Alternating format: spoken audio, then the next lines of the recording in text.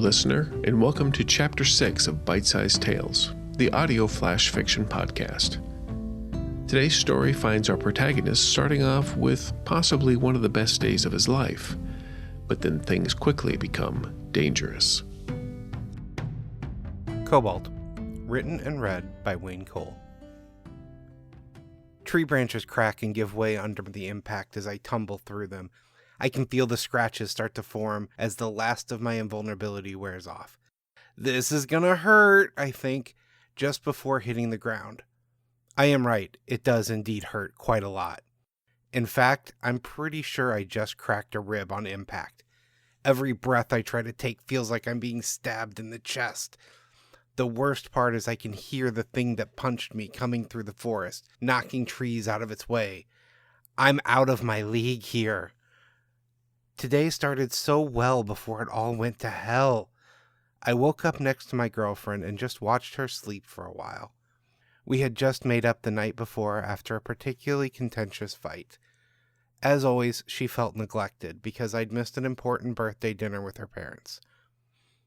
I couldn't exactly tell her it was because I'd been abducted by an alien race trying to use my powers to recharge their ship's power cells. As I pulled a strand of her hair back behind her ear, I decided it was time to finally tell her. If I didn't, it was only a matter of time before I lost her. Her eyes slowly struggled open and met mine. "Morning," I said, and could not keep the goofy grin off my face. "Morning," she said, and I could swear that her grin was a mirror image of my own. "I have something to tell you, but I need you to promise me you aren't going to freak out." She pushed herself up onto her arms. "Well, that's not something a girl wants to hear when she first wakes up." "I know, but I've waited too long already." I took her hand and leaned in to kiss her forehead. As I pulled away to stand, I couldn't help but wonder if that would be the last time I got to hold her hand. "Maybe it's best if I show you." I took a deep breath and tried to push away the nervousness. It was time. Focusing my power, I started to slightly glow from my invulnerability field and hovered 2 feet off the ground. She gasped and pulled the covers up tightly around herself. "You're Cobalt!" she said, realizing the secret I was trying to share. "So much makes sense now. That's why you're so flaky." I couldn't decide what the expression she was giving me was, and it was making me really nervous. I just floated there, letting her take it all in. Honestly, I had no idea what the right thing to say was. I thought about apologizing for keeping it from her, but I had my reasons, and I wasn't sure that telling her was the right thing to do. Knowing my secret would be dangerous. Then again, as I thought about it, she'd been in danger a few times because of me without ever knowing that I was the cause. I suppose that she deserved to know. I floated back down to the floor and let my invulnerability field drop. I decided to take a tentative step towards her and try to gauge her reaction. When she didn't flinch away, I crawled back into bed with her. I slowly reached for her hand and let out an audible sigh of relief when she didn't pull away. "I love you," I told her and gently kissed her. "I can't believe all this time." She had not taken her eyes off me. How did I not figure it out? Am I an idiot? "No, baby, no. I've been hiding this since I was a teenager. I've gotten really good at it. You're the first person I've ever told." I left out telling her about the handful of people who had in fact figured it out over the years. "Why now?" she asked, and I knew it was the perfect time.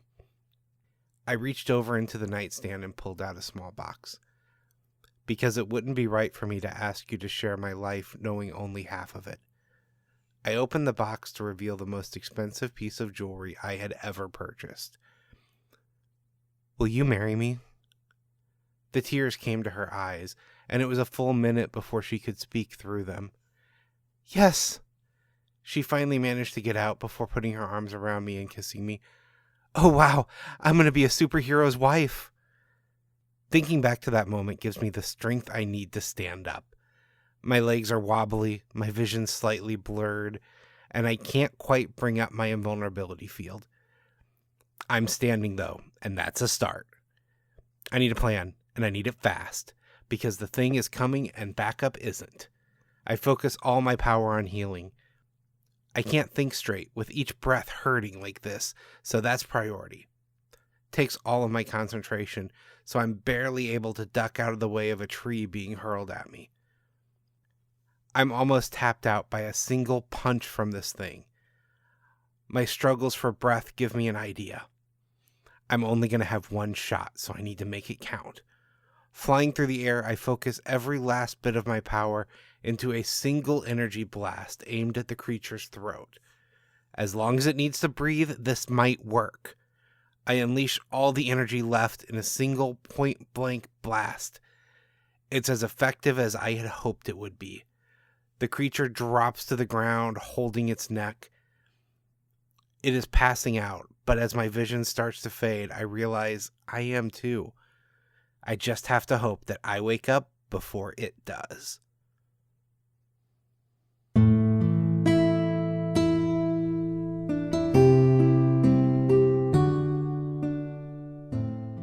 Author's note.